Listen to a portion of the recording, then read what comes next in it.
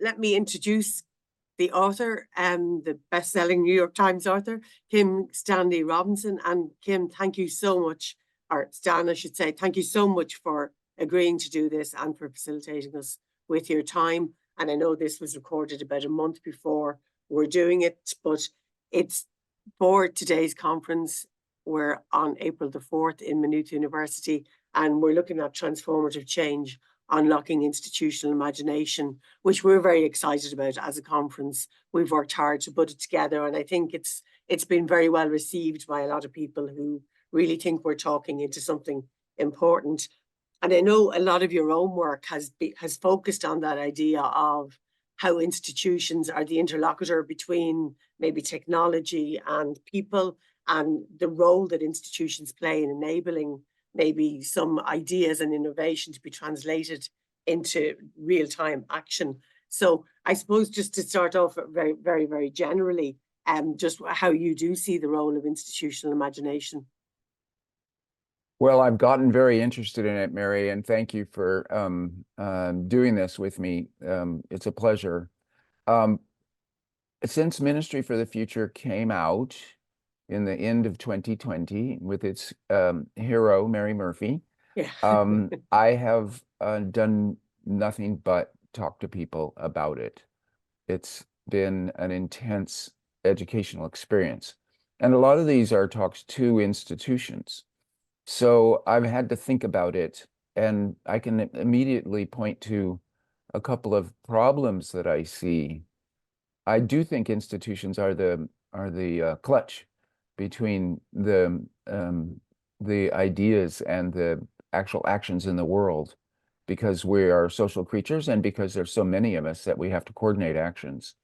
So they're important, but they also get fixed in what they are. And there are a lot of them with different amounts of power and influence and money. So last fall, I took a tour of Europe and talked to the World Trade Organization, the Organization for Economic Cooperation and Development, the OECD in Paris, and then the EU government in Brussels. And they were all interested in affecting rapid change of decarbonization and of keeping us from destroying the biosphere that supports us. But they were also stuck by their constituent memberships that constrain what they can do and how quickly they can change. The WTO wants to make the trading rules of the world more just and sustainable. And this comes from their new director. And they want that too. But the member nations of the World Trade Organization might keep them from doing that. And in fact, in this latest round of talks in WTO, in this case, it was India that was keeping rapid improvements in WTO rules. In any case, it'll be a different country every time. Then also, they didn't know what the other organizations were doing. So the OECD recently made a rule. All OECD countries have to have a minimum corporate tax of 15%. More would be better. This is to get rid of tax havens and countries that are hoping to attract business by not having corporate taxes. That was powerful. It was out of their lane. Institutionally, no one asked them to do it, and they did it anyway. But they didn't know about the WTO efforts, and they didn't know what was happening up in Brussels at the EU. So the institutions, I'm gonna end this by just pointing out, they have structures that get fossilized, and they also have member states that are over-determining what they can do. They aren't free agents. And then you've got, let's say, young, ambitious, well-educated people wanting to affect rapid change who join organizations like this. And it's like a young mind is stuck into an old body. I'm sorry to use that image because for me, that's daily life. But they get frustrated by the fact that their institution can't act on the good new thinking that they've brought to it by their educations and their youth. So I see a lot of frustration on that level. Now, what can be done? Well, it can be talked about like you are, and actually communication amongst institutions, gatherings to say, well, this is what we're doing and this is what we're trying. What about you? And perhaps even coordinated actions, but at least sharing the information, because popping from one to the next, I'm seeing that the world is too big to really know what's going on. You get caught up in only your own institutions' detailed problems, the daily minutiae, the problems that right in your face that you have to deal with.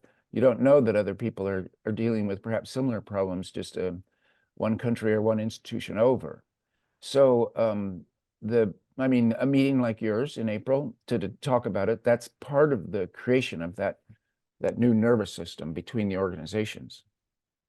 Yeah, William Nordhaus, the Nobel laureate in economic science, he was in Dublin a little while ago, and he talked about whether humans have the capacity to respond to the nature of the challenges that climate change is presenting. And he was quite optimistic that humans had the capacity, but he wasn't sure that the institutions have. And I suppose when we were putting the conference together, we were very taken with Graeber and Wenrow's book, The Dawn of History, and that idea of institutions and our own thought processes maybe being stuck, and what we need to do to unstick them, if you like. Have you come across ideas or examples of institutions that did manage to get unstuck, or to come, to generate new thinking and being able to implement it? It's a good question. I'm scouring my mind. I'm thinking that Nordhaus himself should revise his 4% discount rate down to 0. So he's enabled a whole lot of people to discount future generations as if they're not as important as us by a pseudo quantitative, an ethical choice disguised as a quantitative analysis, which is what a lot of economics is. So I guess he serves to illustrate the point that you got to be careful, because ideas you put out there, especially if you make a case that can be defended under certain assumptions, can then be turned to use by people who have darker motives than you yourself. So some care is in order. Now, I've read the Wengrove and Graeber book, and I admire it. It is a work of science fiction, like all archaeology. It imagines an explanation for data that are scattered and fragmentary in the most literal sense. You take a bunch of fragments and then you say, oh, they weren't horrible warrior-supported thieves of the common good. So state formation maybe wasn't what we thought it was. And they're right about this. That's another story. And it's for sure more various. And that's the main value of their book, was all kinds of institutional inventions were made as people began to make the technological improvements that led to agriculture and a completely different human way of life with a whole lot more people than ever before. We've had the same thing happen with the rise of public health and modern medicine, and food production of the Green Revolution. A whole lot more people than have ever existed before. And for sure, we're shaking under the impacts of that, and the institutions that existed before. First of all, they were improvised anyway. They have no particular claim to efficiency or efficacy, you might say. But we're stuck with them. So it's right to say, what is an institution here, and how can we make them more flexible? As for examples, the EU is important, because the nation state and capitalism are the names for the global order that we live in. Well, the one political, the nation state, the other economic, capitalism. These two are not the same. They are in conflict with each other in a kind of standing contradiction, in that nation states are desperately jealous of sovereignty. They guard it like a miser guards a hoard. And then capitalism is global, and capital wants to go to the highest rate of return, and nation states be damned. So you see these battles being played out in this complicated system that we're in. But the EU is a federation where the nation states turn into member states. They agree to give up some sovereignty, which is already amazing. And then they try to make it work. And so everybody in the EU knows that it's a gigantic kludge and it's, in many ways horrible, et cetera, et cetera. But that's because it's new and it's trying to turn nation states into member states for the greater good. Now, we're all part of the UN. The Paris Agreement, that's almost every nation. These agreements to protect 30% of the Earth, the International Maritime Organization and the COP that has to do with biodiversity, these are all member state attempts. So you can see diplomats from the nation states in their desperation, knowing they have a planetary problem and they have only sovereignty over their little patch of land or their big patch of land, trying to team up. So the institutions are new and you might say embryonic, but they are being built. And then they're looking around, okay, we're here, but what can we do? Because ultimately, the power and money are still stuck back at the level of the nation state and at the level of global capital itself, which is a whole different thing. What can these new institutions do? Well, the more it's talked about, the more teamwork is done, the more you think about what the EU has accomplished, then the more you have an example of how it might work. It obviously will never be easy, but there are things being done.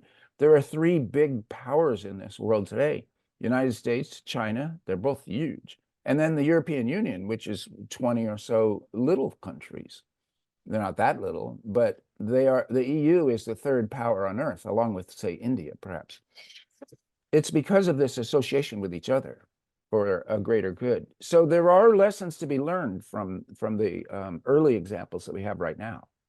Yeah, and indeed, only last month, the Belgian presidency of the EU focused on really the institutional architecture that might be needed to really build on just transition and the idea of social inequality being as important as climate and how to approach them both together. So it was interesting just to see them actually try to engineer new institutional ways of thinking and new ways of thinking about knowledge as well. And I wanted to ask you about that, like, because you talk a lot about cognitive sort of processes and cognitive estrangement or loosening the grip on fixed ideas. And I think that's very much what we're getting at when we're talking about institutional imagination. But that idea of whose knowledge is important, what's consensual knowledge, who decides whose knowledge doesn't get talked about. What do you think is happening there? I mean, there's been quite a lot of attempts to break down those kind of paradigms that you spoke of earlier on of capitalism, of the dominant ideas that frame how we understand the world. Well, we have another new global thing, which is the internet and the commons, although it has, like all commons, wherever there's a commons, it gets enclosed.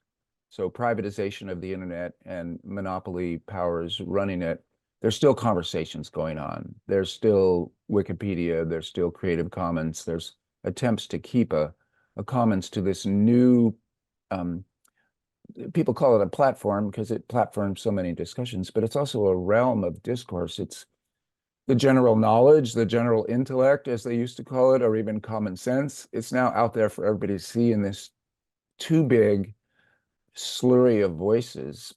So then people are now curating their own realities, depending on what sources you go to online, typically, and then who you talk to in your daily life. But in your online life, you get to pick and choose what you read and what you look at. And therefore, by persistent choices, people are living in different realities. It therefore comes down to ideology as defined by Althusser, one's imaginary relationship to a real situation, because there is a real situation out there. These curated realities are only part of the story. They are, in effect, ideologies in action, because you can't take in the whole story. So you concoct one that makes sense to you. So here I'm leading up to the idea of persuasion, of telling a story that lots of people find persuasive enough that they follow it as their dominant narrative. And one of them, thank God, is science is a collective enterprise that has identified climate change, because no one individual could see it. You're in a storm. We have been in storms before. the fact that the temperature of the earth is a couple of degrees higher than before the Industrial Revolution, no individual can sense that. To believe in it, you have to trust science. But then you can tell this story. Every time you're scared for your life, you run to a scientist, which is your doctor, and medicine is part of science.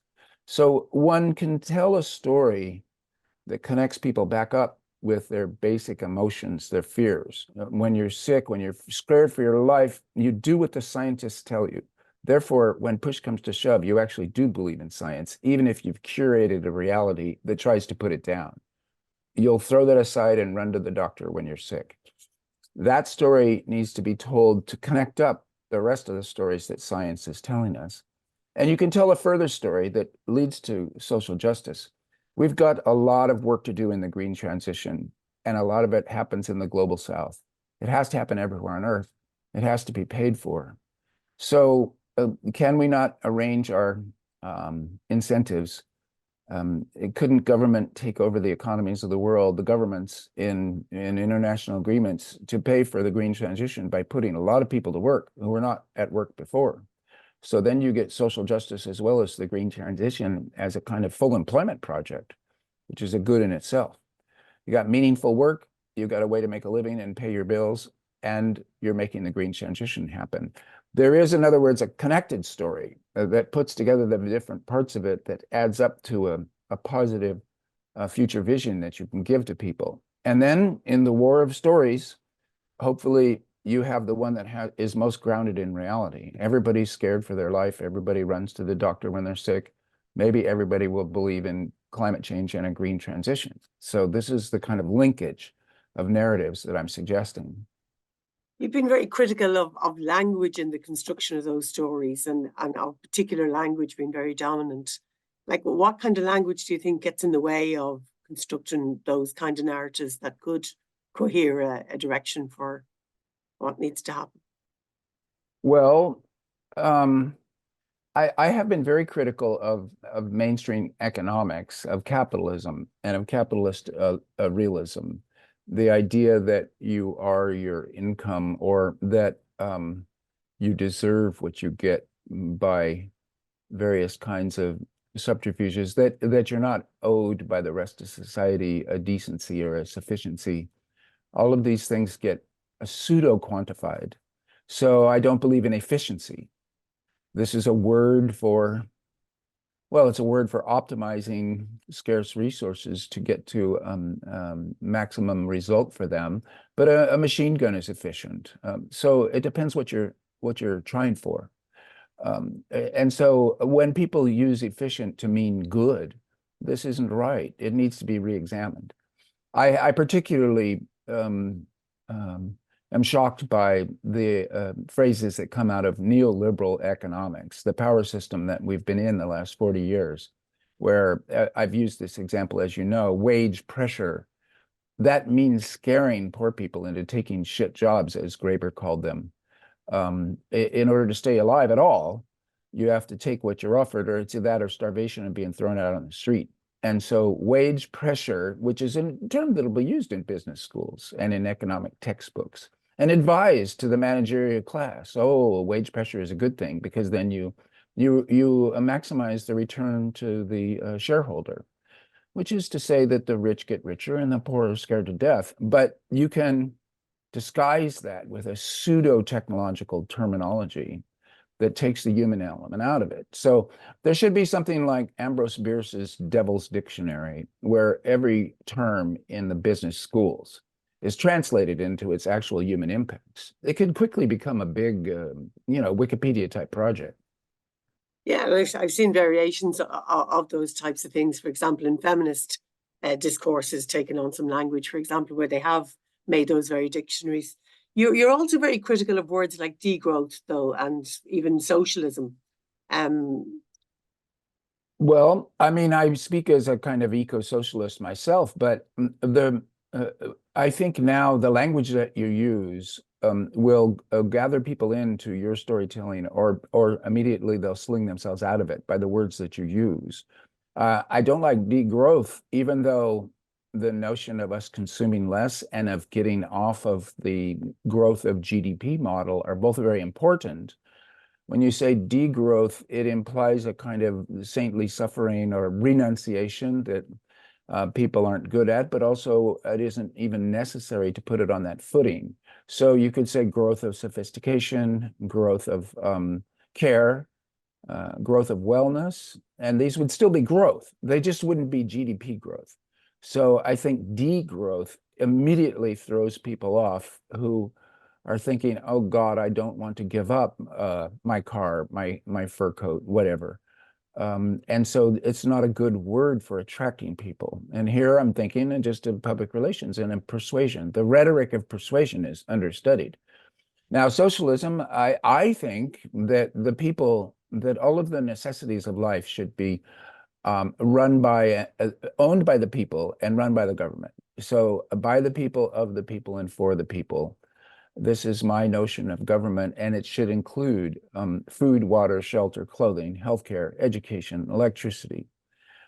As one of the thing, as a group of needs that ought to be shared and isn't available for the private profit of a few based on the suffering of the many. And so socialism, hey, I'm a member of the Democratic Socialists of America because I like supporting all groups of the left. So I don't renounce socialism. But when you use that word in common discourse, especially in the United States, you tend to sound like a foreigner, like you're marginalizing. Like I've often said this, you ought to talk about public utility districts. So that in Sacramento, 20 miles to the east of us, the electricity is owned by the people of Sacramento, Sacramento Municipal Utility District. And they share the costs and the profits and try to make it come out into kind of a nonprofit, make it come out even while servicing themselves and having electricity they own themselves. 20 miles away, here we are with Pacific Gas and Electric, a private monopoly power that sets its own prices and pushes us around. And the money that we pay them doesn't go to improvements to us, it goes to shareholders abroad. So public over private, that's how I would put it in America. Okay. Yeah. And then you leave socialism aside as a word from the 19th century that is a valiant and important word for some of us, but only historians, the people with an interest in the history of the 19th century are not all that common in the 21st century. And what you want are the effects, not the names. In talking about being hung up on things, but you were talking earlier on about the importance of science and that people's underlying motivation was to believe science. And there's that spectrum of opinions that veer on technology will give us the answers to very low tech kind of worlds where really cultural change and social transformation might give us the answer. And I was just wondering on that spectrum of technology to social transformation, where you would lie and how you see the two in tension with each other. Wow. Well, okay, here's my first response. We are a technological species.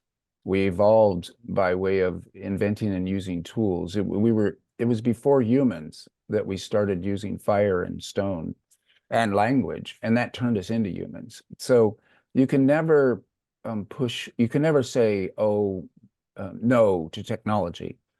And particularly when there's 8 billion people on one planet, that's a technological achievement. Could there be cleaner technologies that don't harm the biosphere? Yes, of course. So technological improvements, well, once you've got the sufficiency for the day, improvements in your toys, which often turn you into a less healthy animal, those aren't improvements at all. So when people talk about technological improvements, they're maybe mashing together several different categories at once. But we do need better technologies in the sense of cleaner. One of the technologies should be restoring the earth to health, the biosphere to health in an area that we've devastated by way of a mine or a dump or a city, that you can green the world, and that's a technology too. Then the word technology begins to blow up because laws are software, and then you could say, well, our legal system is a technology. And slowly but surely you can deconstruct that word to mean the human enterprise. And then, but then the two connect at that point. You're talking about social constructs of changing the way we behave with each other. If it's encoded in the laws, then it's a software system, and then it becomes another technology. Boy, there's big improvements possible there that would make us more cooperative. You could say, like, say that everybody ought to live at a sufficiency. There should be no misery or lack of dignity in this world, that there should be a base value of one that everybody gets by being a human, and the society provides it. Then that's a floor. What's the ceiling? It should be 10. 10 times a sufficiency is already luxury. So when you get to 1,000 times, as we do today, it's stupid. Is that a technology, that 1 to 10 wage ratio, by way of being a law or a suggestion? But it's also social, of course. It's the way we interact with each other. So it's a set of values. Now, I think when you talk about values as being a technology, you've blown up the words. They no longer mean what they mean, and you get confused. I think they're different. But so the values ought to drive the ideology. What are the values? Then it becomes like talking about your religion.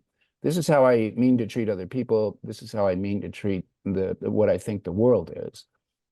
Ultimate values are kind of a religious position. And you could talk about, some people have talked about religions as technologies of control of the few over the many.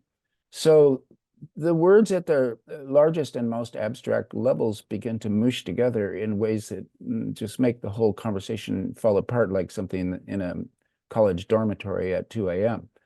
But in practical terms, you could say we need cleaner technologies. We need more justice. So the people that try to say justice and sustainability are two parts of the same project, I think they're gesturing towards this.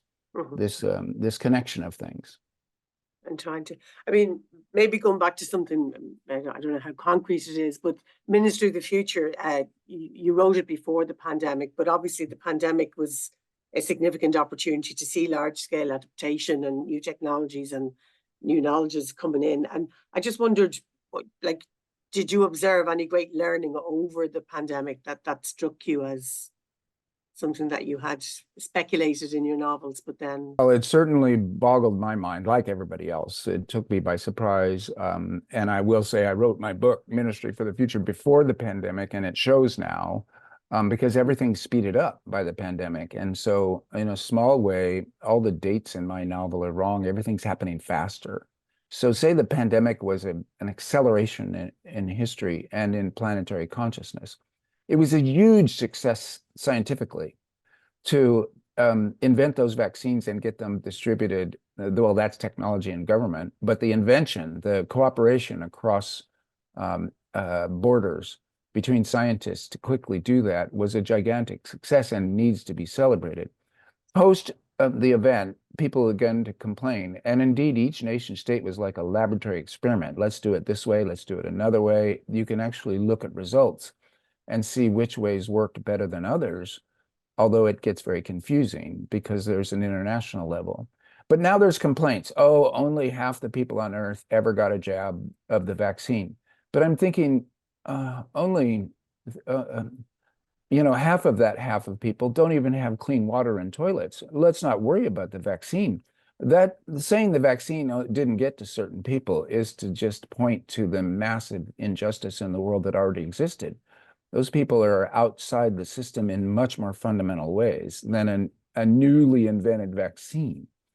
So yes, there is injustice, but to think that there was a failure during COVID is to mistake what happened, really.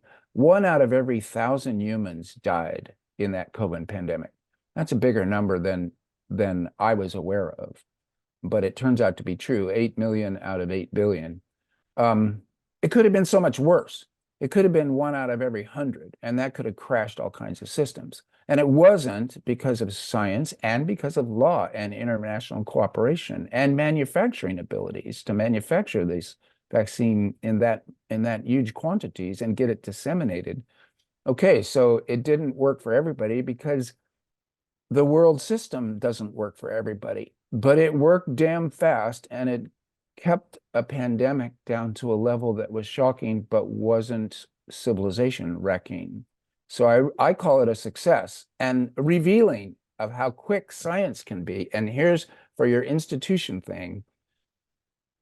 Science runs in institutions, and they get together on an annual basis or more frequently to talk about what they're up to. The scientific method, could it be made better?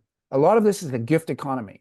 Oh, I'll review all these papers. I'll do peer review. I'll edit an entire journal, all for free for other scientists. It's part of the job. It's a gift economy in the sciences. And when struck with a crisis, boom, those institutions work like a well-oiled machine to get a thing out to the rest of humanity.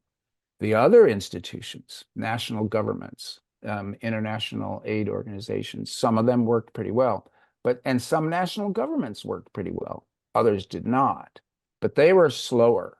They were more caught up in old ideas and, oh, well, we don't do that, or how could we possibly do that? A failure of imagination and of adapting to a new biological reality.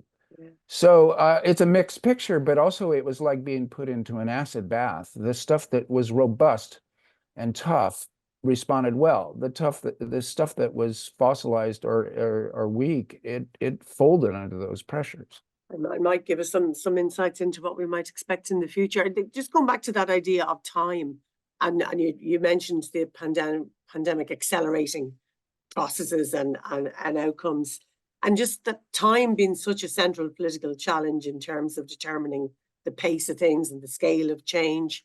And it's so linked to institutional imagination, that idea of temporal imagination. Or can you talk to me a little bit about how you see time and the lessons that we can? Yeah, when you asked me about this in the prep before, I've been thinking about it since, and I talked to Tino Cuellar, who runs the Carnegie Institute for International Peace. Now, that institution is 114 years old, he told me, and that whole time it's been working towards international peace with obviously limited results, but it's been trying. And he suggested to me that there's the political world where you are thinking 1 year, 2 years, 3 years. What can I get and show people it's been got in that time period as a political necessity? And so you're really thinking short term. Although I would point out that in finance, in order to make a profit from the market in its fluctuations on stock markets, that you have things working at the level of the nanosecond, where high-speed trading can make a lot of money by moving faster. And this comes down to even the length of fiber optic cables. So we're talking about nanoseconds of speed to take a cut before a deal is done. And it's a kind of parasite on the system that it goes right down to the nanosecond.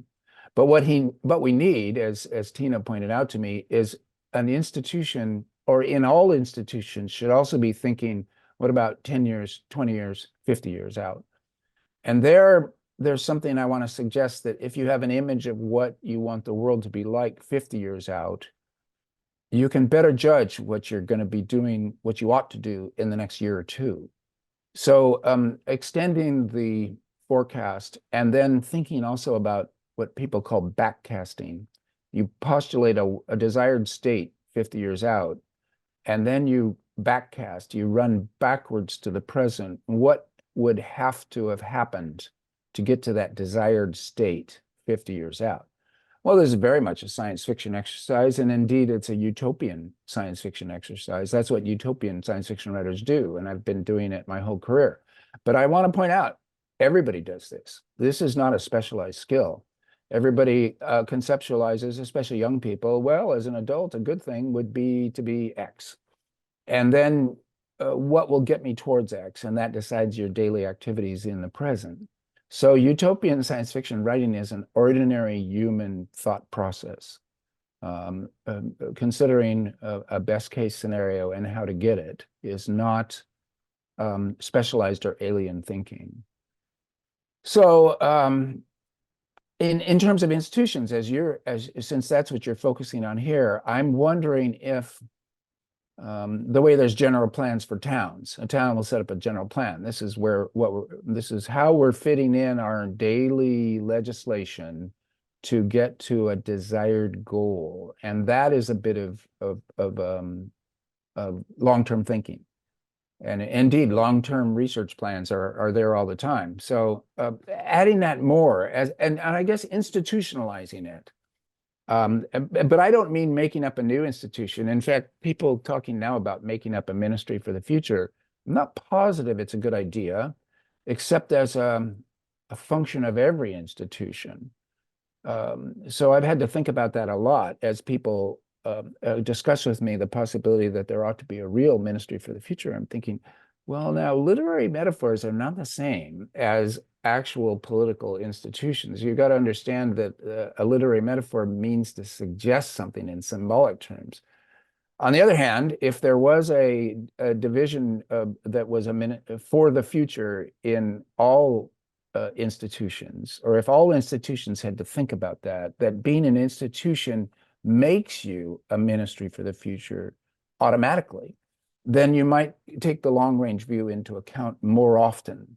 Yeah, and we do see a focus on like anticipatory forecasting and scenario planning and skills and methodologies associated with that, beginning to creep into some of the institutional practice in Ireland. But I think it's relatively at the beginning and quite slow to develop. But I think people are beginning to talk about it. Just going back to that, the time idea. You mentioned to Ursula Klein in a previous podcast that you felt that part of the problem that society had was that the scale and the challenge and the speed of change that was needed was very much out of alignment with maybe society's capacity to imagine responding to it, but that in more recent years, maybe you've felt that there is more alignment and more capacity of society to deal with what needs to be dealt with in a time frame that can be coped with.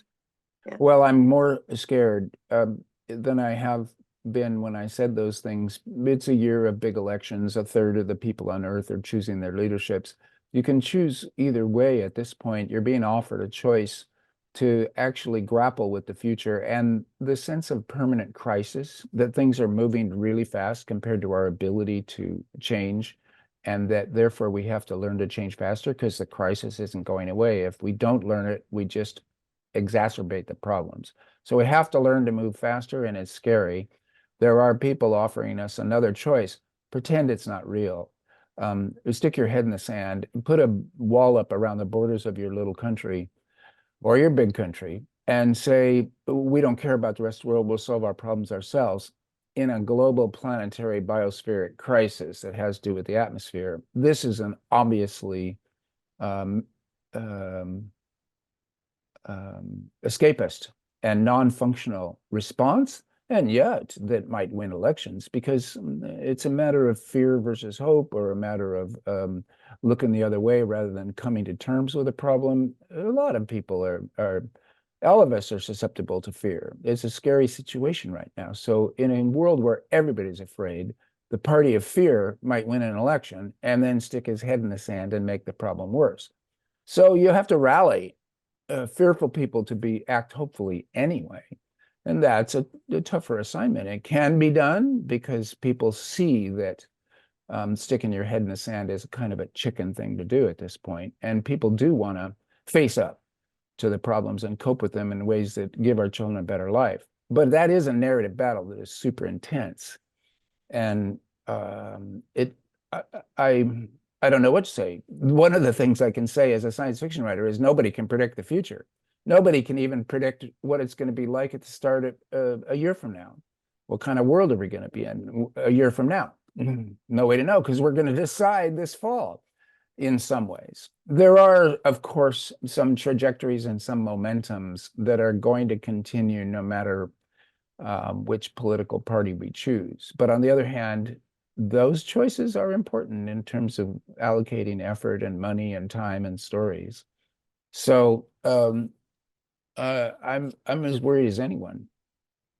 Okay, but I mean, I know you've said before that, that you're inclined towards optimism and hope, and that you see pessimism as almost a dereliction of duty, that it's to be optimistic is almost, or hopeful rather than optimistic, maybe it's a political duty almost, or an act of politics. So and I think that's good. I'm really glad you said that. Yeah. Yeah, I believe that. I've always had to fight. Being labeled an optimist is, of course, a two-edged sword. Very often it means you're somewhat dim-witted. Because how could you be optimistic in this dire situation that we're in? You must be a little dim. And I know that's what people mean when they talk about Robinson the optimist. It's okay.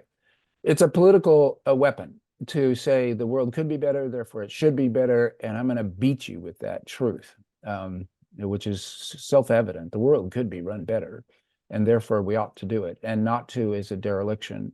Someone in Latin America said it's too late for pessimism, which is an interesting way to put it. Maybe to go towards an ending, your latest book, The High Sierra Love Story, very much focuses on land and your own love of land. And, you know, the Nature Restoration Act was just recently brought out in the EU, and you've talked about rewilding policies and the 30 by 30 policy. And there is optimism in when we see things like that happening. Land is very much part of Irish culture and politics. So we've seen a lot of protest in Europe from farmers resisting some of the regulatory frameworks that are coming in. So just wanted you to maybe just unpack for a little how you see the politics of land and the issues around land and climate and sustainability. That's a deep one and complicated and so important. When I took a bus ride across Ireland, my only experience of it really, I've just spent a week in the West and a couple days in Dublin. But crossing the country, the green, but also the look, it's like the upper Midwest of the United States. It's farming country and cattle ranching and some sheep. It looked very, very familiar, wetter than most of the American West by a long shot, but familiar.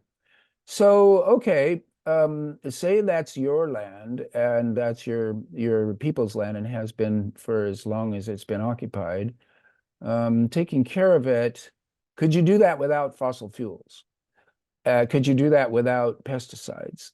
And at that point, you think, well, but wait a second, those are high tech. But no, those are dirty tech. You need to have clean tech.